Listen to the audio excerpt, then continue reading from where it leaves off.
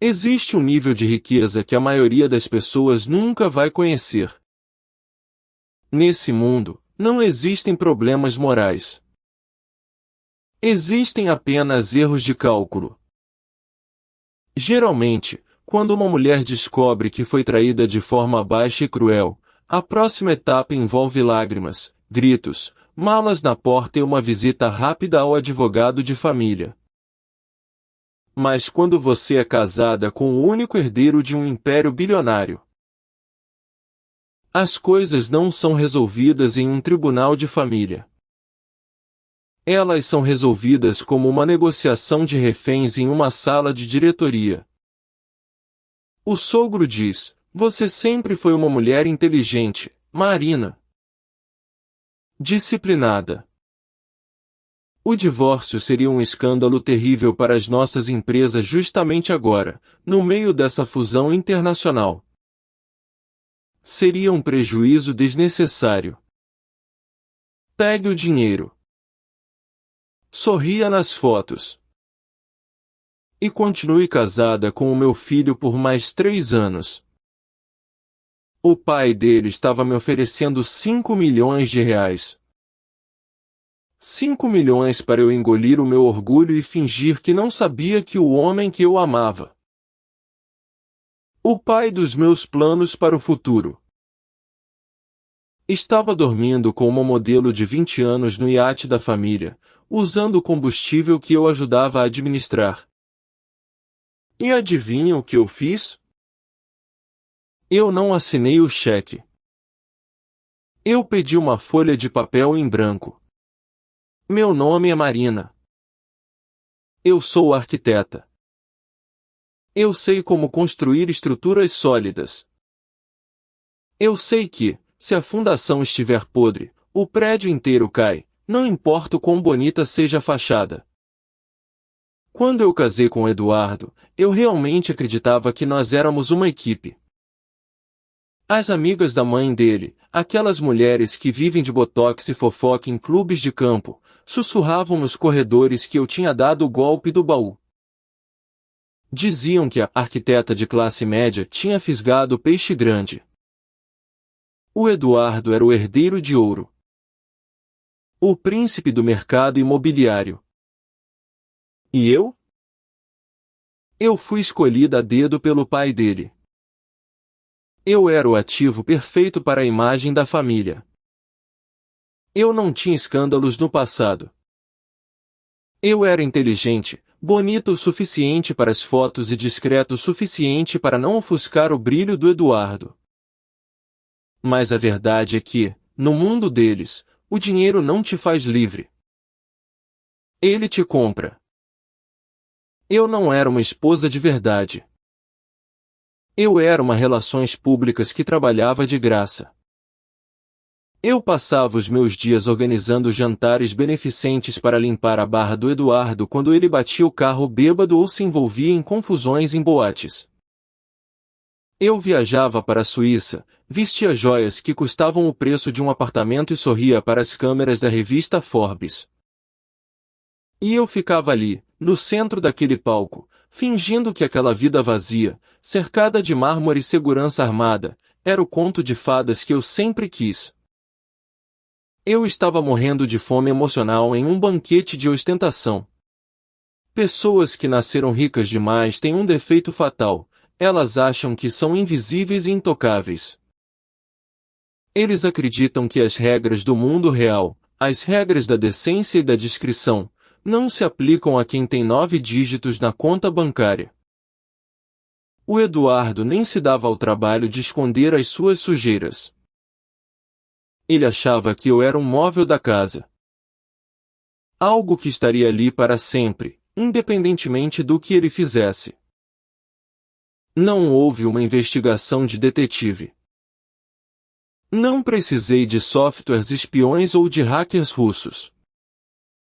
Eu só precisei de curiosidade e 10 segundos de coragem. Enquanto eu estava no hospital, passando noites em claro cuidando da minha mãe que tinha acabado de passar por uma cirurgia cardíaca. O meu marido estava em Angra dos Reis, gastando dinheiro do nosso fundo imobiliário com uma garota que tinha idade para ser nossa sobrinha. Ele detalhava nas mensagens o que tinha feito com ela na nossa suíte master do barco. Ele ria de mim. Ele dizia para a garota que eu era chata, controladora, e que ele só ficava comigo por causa dos negócios do pai. Ele deixou tudo ali, aberto, em cima da mesa de vidro do clube de golfe. Porque ele tinha certeza absoluta de que, mesmo se eu visse, eu não teria coragem de dizer nada. Ele achava que eu amava mais o sobrenome dele do que a minha própria dignidade. Marina diz, com voz firme, quase sem emoção, Eduardo. Há quanto tempo você está levando essa garota para o nosso iate? O Eduardo para o que está fazendo por um segundo. Ele olha o iPad na mão dela pelo reflexo do espelho veneziano. Ele não pula de susto. Ele não gagueja. Ele apenas fecha a caixa do relógio com um estalo e solta um suspiro longo, de puro tédio. Essa foi a facada real. A que cortou o que ainda restava de humanidade na nossa relação. Ele não pediu perdão. Ele não tentou inventar uma desculpa esfarrapada. Eduardo achou um incômodo fato de eu ter descoberto.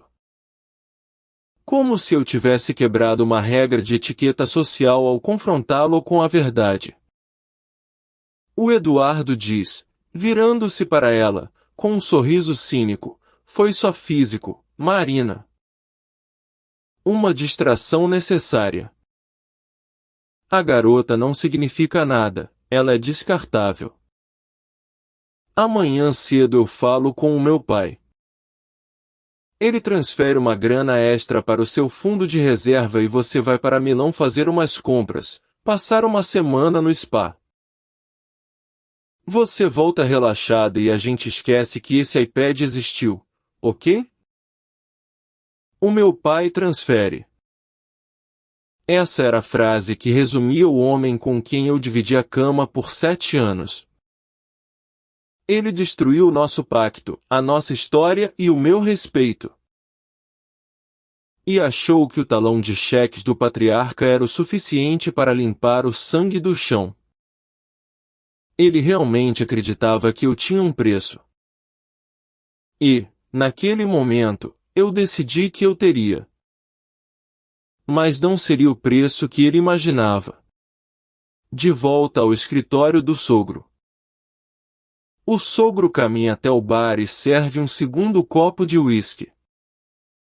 Ele olha para Marina como se estivesse avaliando um terreno para a compra. O sogro diz, o Eduardo sempre foi um idiota inconsequente, Marina. Ele herdou a arrogância da mãe e o cérebro de ninguém. Nós concordamos nisso. Mas eu não vou deixar que a libido dele destrua o que eu levei 40 anos para construir. Ele bate com o dedo no cheque de 5 milhões sobre a mesa. 5 milhões. É mais do que você ganharia em 10 anos como arquiteta. É o preço do seu silêncio. Você não precisa transar com ele, não precisa nem olhar para a cara dele quando estiverem em casa. Mas no jantar de aniversário da empresa, na fusão com os alemães e nas fotos de Natal. Você será a esposa perfeita. É um contrato de prestação de serviços. Aceite. Marina olha para o sogro. Ela vê nele o que o Eduardo nunca teria, poder real. Ela sente um frio na espinha, mas respira fundo. Naquele momento, todo o amor e a lealdade que eu ainda nutria por aquela família virou cinzas. Eu percebi que eu estava nadando em um tanque de tubarões. E tubarões não respeitam o choro das presas. Eles só respeitam outros predadores. Se eu saísse daquela sala chorando, eu voltaria para o meu apartamento antigo, lutaria por anos na justiça contra os advogados mais caros do país e terminaria com uma fração do que eu merecia. Enquanto isso, Eduardo continuaria no iate, rindo da minha cara com a próxima modelo. Então, eu decidi parar de ser a presa. Marina pega a caneta tinteiro e empurra o cheque de 5 milhões de volta para o sogro. Marina diz com voz de gelo: eu não quero o seu cheque de 5 milhões, senhor Alberto. O sogro arqueia as sobrancelhas. O rosto dele endurece. Ele se inclina para a frente, ameaçador: não seja gananciosa, menina. Meus advogados podem fazer você sair daqui sem nada além da roupa do corpo. Marina diz: não. Eu não sou gananciosa. Eu sou justa. Eu quero 10 milhões. Depositados hoje em uma conta blindada nas Ilhas Cayman, em meu nome exclusivo. O sogro solta uma risada seca, quase admirada. Marina diz: e eu quero um aditamento ao nosso contrato pós-nupcial. Assinado agora. Com uma cláusula de moralidade e gestão. Marina apoia as mãos na mesa de mogno. Ela encara o bilionário de igual para igual, se o Eduardo for visto com aquela garota novamente. Se vazar um único vídeo, uma única foto ou uma única fofoca em coluna social durante os próximos 3 anos, ele perde automaticamente a posição dele na diretoria da construtora. E as ações que estão no nome dele passam a ser geridas por mim até o fim do nosso acordo. O sogro fica em silêncio absoluto. Ele olha para Marina por longos 10 segundos. Pela primeira vez em anos, ele não a vê como a esposa do filho. Ele a vê como um reflexo de si mesmo aos 30 anos. O sogro diz: você quer a empresa dele? Marina diz: eu quero a garantia de que, se ele me humilhar de novo, ele vai sentir o que é ser pobre. E eu vou estar lá para assistir. O sogro dá um sorriso cínico. Ele aperta o interfone: mande os advogados entrarem. Temos um novo sócio na família. Eu assinei o contrato. 10 milhões de reais entraram na minha conta antes do sol se pôr naquele dia. Mas o dinheiro foi apenas a parte doce. O verdadeiro prazer foi a coleira. Marina segura o braço do Eduardo com força enquanto caminham pelo tapete vermelho. Ela sorri para as câmeras, mas fala entre dentes para ele: sorria, Eduardo. Se você parecer infeliz e alguém perguntar o motivo, eu aciono a cláusula de instabilidade emocional do contrato. E você perde o seu carro novo amanhã. O Eduardo força um sorriso patético. Ele está apavorado. Eduardo agora vive em um pânico constante. Ele não pode sair com os amigos para boates. Ele não pode beber além da conta. Ele teve que bloquear a Lara e todas as outras modelos. O pai dele foi claro: se a Marina apertar o botão, eu te deserdo no mesmo segundo. Eu não sou mais a esposa submissa. Eu sou a carcereira do império dele. Nós moramos na mesma mansão, mas nós não somos um casal. Nós somos uma transação comercial. Ele dorme no quarto de hóspedes. Ele precisa pedir permissão para viajar. Ele precisa me tratar com uma cortesia forçada que beira o ridículo, porque ele sabe que o meu dedo está no gatilho do futuro dele. Marina entra no seu escritório particular na mansão.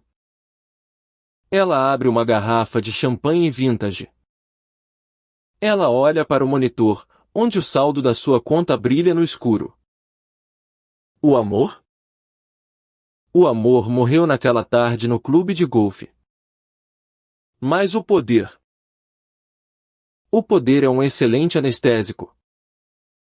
Eu descobri que ficar rica às custas do desespero do homem que tentou me transformar em piada é muito melhor do que qualquer conto de fadas. Marina brinda ao seu próprio reflexo na janela que dá para a cidade iluminada. Ela sorri. Um sorriso frio, de quem venceu o jogo. Ele achou que tinha me comprado. Ele só